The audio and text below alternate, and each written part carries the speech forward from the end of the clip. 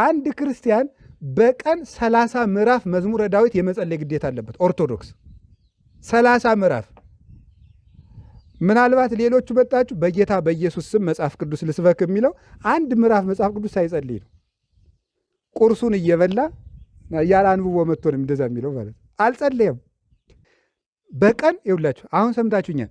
አንድ ኦርቶዶክሳዊ መዝሙረ ዳዊት መጽሐፍ ቅዱስ ነው አይደለም 30 ምዕራፍ መዝሙረ ዳዊት እንዲጸልይ ቅዱስ ጳውሎስ ኤፌሶን ምዕራፍ 6 ላይ መዝሙራትን ዘምሩ በሁሉ አመስግኑ ስላለ ቅዱስ ያሬድ 150ውን ዳዊት በ7 ቀን ከፍሎ 30 መዝሙር እንድንዘምር ታዘናል።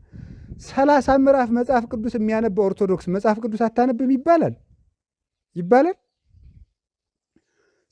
በስጋ ወጥ ግጥም አድርጎ የበላን ሰውዬ ጦምክን ስለዋልክ እስኪ ቆሎ ይባላል?